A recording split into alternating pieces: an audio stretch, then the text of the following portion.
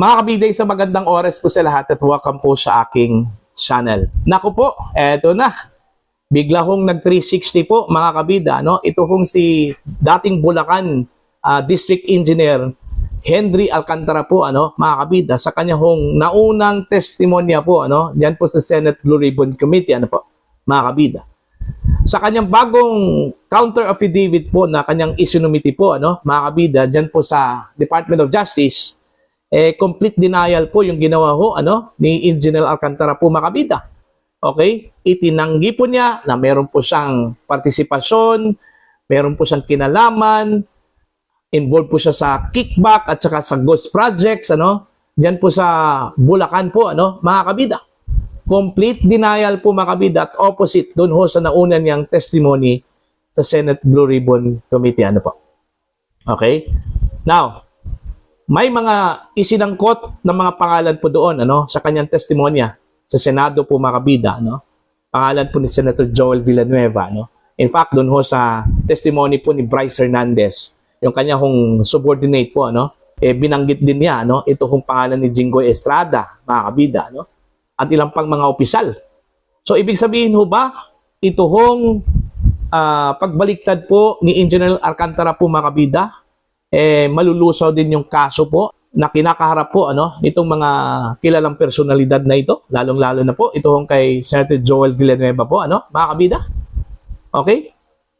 So far, wala pa pong opinion, statement na inilabas po ito hong Senate Blue Ribbon Committee, particular na po ito hong si Senator Panfilo Lacson po, mga kabida, dito ho sa pagbaliktad po ni Engineer Alcantara po, Eto, babasahin ko lang po ito hong article po, post po ng The Billionaire News Channel po, mga kabida, Yung kanila hong post, ito, from admission to denial, ex-DPWH official Henry Alcantara contradicts earlier Senate testimony. Alright? Doon ho sa article po ng The Billionaire News Channel, sinabi kasi doon, mga kabida, kaya bumaliktad ito hong si Alcantara kasi po, unang-una, wala hong ebidensya na maglilink sa kanya. Wala hong testigo na maglilink sa kanya, mga kabida, po. At wala hong certainty of conviction.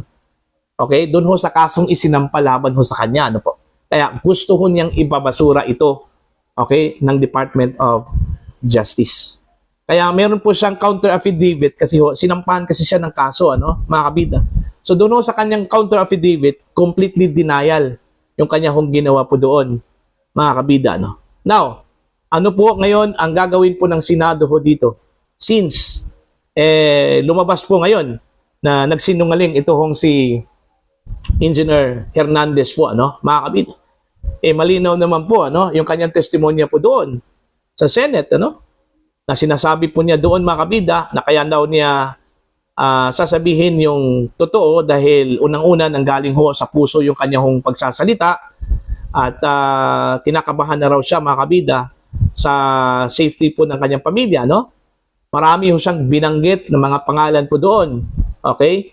May mga timeline pa nga doon, mga kabida. At may instances pa nga na sinabi po niya doon, mga kabida, na siya mismo yung nag-deliver ho ng pera, doon ho sa mga recipient. At isa po doon, ito hong tauhan po, mga kabida, di umano, ni Senator Joel Villanueva po, mga kabida. So, yung lahat ng mga sinabi po niya doon, pawang kasinungalingan ba yun? Okay? Mga kabida? Makakawala po siya sa kaso kung pagbabatayan po natin yung kanyang affidavit na isinumiti po niya sa DOJ, pero hindi po siya makakawala po, mga kabida, sa posibleng kasong isasampa po ng Senado sa kanya. Malinaw po na perjury po yun, kasi naka-under oath po siya during the testimony, mga kabida. So, kung tutuluyan po siya ng Senado, dito ho sa kanyang pagbaliktad, posibleng mahaharap po siya sa kasong perjury po, mga kabida. Maliban pa sa posibleng kasong isasampa po sa kanya, mga kabida, ng DOJ dito ho sa kanyang pagbaliktad, Kasi po, kung tatanungin po natin yung mga ilang mga eksperto sa korte at sa prinsipyo po ng batas, mga kabida, ang sino mang tao na magsisinungaling at mag-iba yung kanyang testimonya, yung nauna niyang testimonya ang paniniwalaan kaysa dito sa pangalawang testimonya, no, mga kabida. Okay? So, titingnan po natin to kung ito po ay paniniwalaan po ng DOJ, mga kabida, no? Ito ang kanyang bagong testimonya na wala ho siyang kinalaman at partisipasyon ho sa issue po ng corruption sa flood control projects dyan po sa Bulacan. Kasi po, kung maalala po ninyo, nagsauli po siya ng mahigit 100 milyong piso po, ano, mga kabida, sa gobyerno. Okay? Anong ibig sabihin po doon? Ano? Yung kanyang isinauling pera po.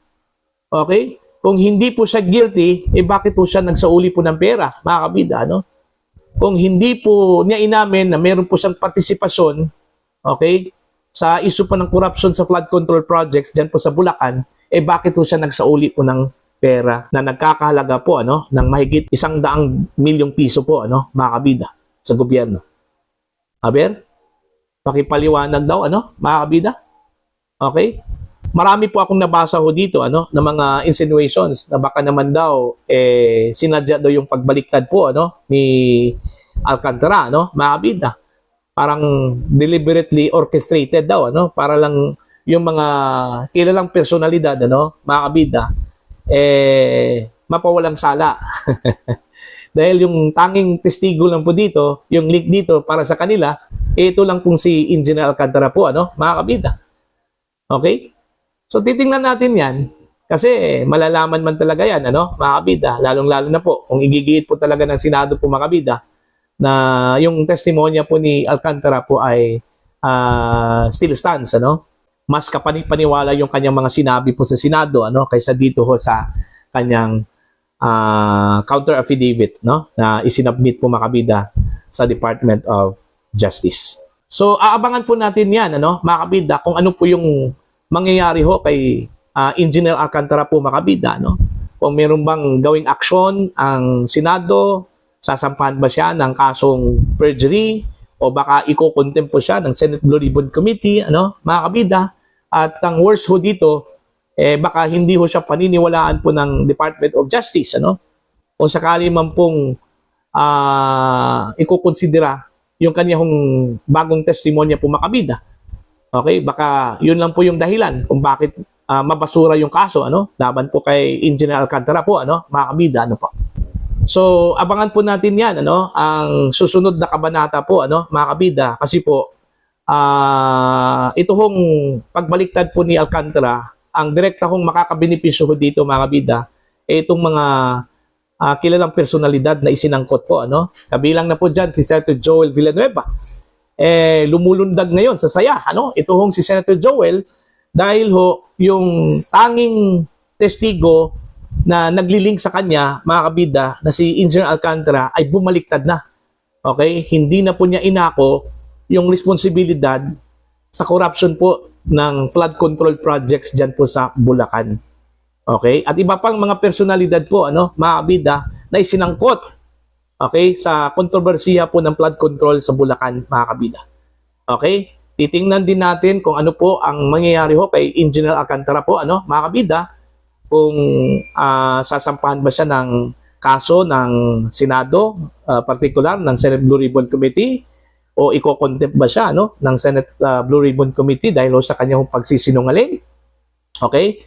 Sa aking pagkakaalam po, hindi pa po formal na kinunclude po, mga kabida, ng Senate Blue Ribbon Committee yung kanilang pagdinig, ano po.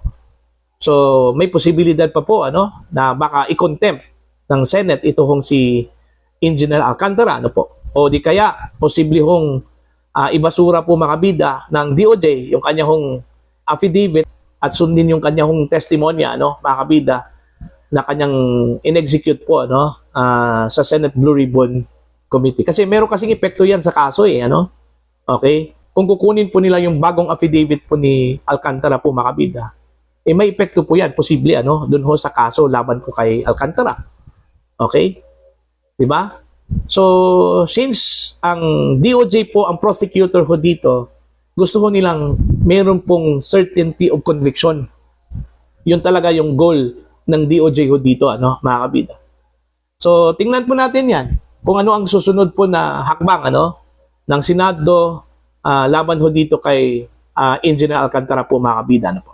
para ho sa inyo. Ano po ang inyong opinion at pananaw? Please comment down. Sa mga hindi pa po subscriber sa channel, please subscribe. Just click the subscribe button, click the notification bell, click all para updated po kayo mga kabida sa aking mga uploads. Maraming salamat po sa inyo lahat.